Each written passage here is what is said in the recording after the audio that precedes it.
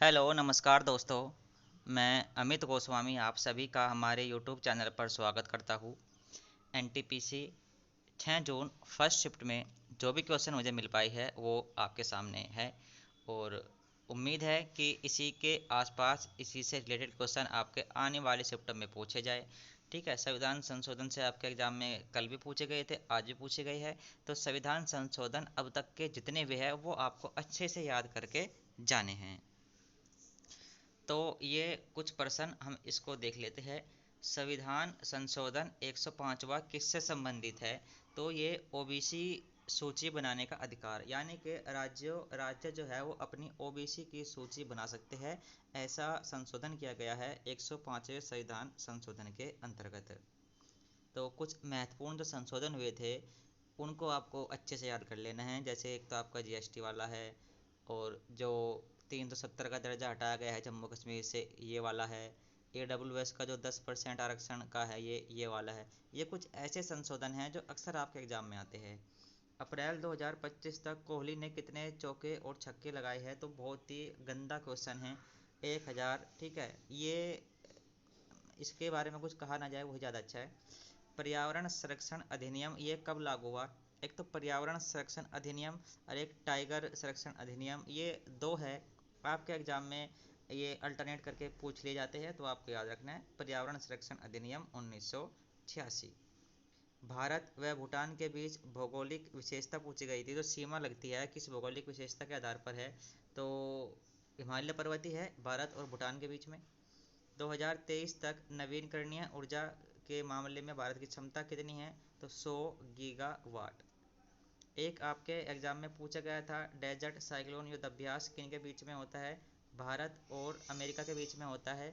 जो राजस्थान में थार का मरुस्थल है वहाँ पर ये हुआ था। तो इतना भी अगर आप याद रख लेंगे तो अच्छा है।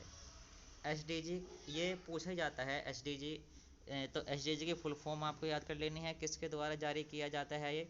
तो ये किया जाता है आपका नीति आयोग के द्वारा, ये रिपोर्ट पेश की जाती है, तो ये आपको याद रखना है। अभी 2023-24 में जो हुआ था उसमें उत्तराखंड और केरल दोनों संयुक्त रूप से नंबर 1 पर थे। तो इनमें से जो भी आपके ऑप्शन में रहा होगा वो आपको लगा करके आना है। और नंबर 2 पर था तमिलनाडु, तो ये आपको याद रख लेना है। ऑपरेशन ब्रह्मा आपके एग्जाम में आया था। तो म्यांमार में अभी एक भूकंप आया था, तो उसके वहाँ पर राहत के लिए भारत के द्वारा ऑपरेशन ब्रह्मा चला गया था। एक ऑपरेशन सद्भाव है, वो भी ब्रह्मा और इसके आसपास के जो 2-3 और देश है वहाँ पर जो बाढ़ आई थी उसमें राहत के लिए चला गया था ऑपरेशन सद्भाव। पी ब्लॉक के तत्वों से संबंधित कुछ पूछा गया था कि निम्न में से कौन सा तत्व पी ब्लॉक में है, या धातु है उपधातु है, इस तरह से कोई क्वेश्चन पूछा गया था, तो वो भी आपको याद रख लेना है। 4 श्रेणियों में बांटा गया है आवर्त सारणी को, SPDF। तो एस वाले जो है वे धातु है और जो ये पी वाले है इसमें धातु भी आ जाते हैं, अधातु भी हो जाते हैं और उपधातु भी मिल जाते हैं। ठीक है, और इसमें ही जो 18वां आपका जो समूह है, वर्ग है, उसको शून्य समूह बोला जाता है।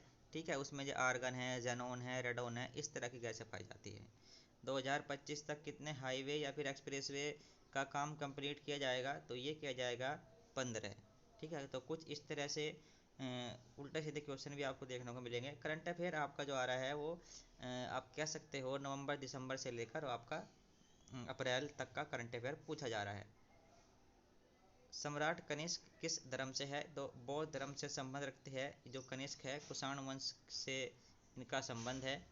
ठीक है, और अगर बात करें बौद्ध संगति जो चौथे नंबर की हुई थी, ठीक है, इस चौथे नंबर की बौद्ध संगति में जो है बुद्ध धर्म हीनयान और महायान दो शाखाओं में बट गया था। हीनयान वाले बुद्ध को एक सिंपल आदमी मानते थे और महायान वाले बुद्ध को भगवान मानने लगे थे। तो ये भी आपको याद रखना है। चौथी बौद्ध संगति कुडनकुलम कश्मीर में हुई थी। अनुच्छेद 31A किससे संबंधित है? तो संपत्ति के अधिकार को समाप्त कर दिया गया था अनुच्छेद 31 से। ठीक है, और फिलहाल अगर हम बात करें 300 का जो ए है वहाँ पर आपको देखने को मिल जाता है संपत्ति का अधिकार। पहले एक मौलिक अधिकार था लेकिन अब ये एक मौलिक अधिकार नहीं है। तो ये प्रश्न थे जो आपके एग्जाम में पूछे गए हैं। अगर आप एग्जाम दे करके आए हैं, आपके पास और भी प्रश्न है तो आप कमेंट करके बताइएगा। Thank you.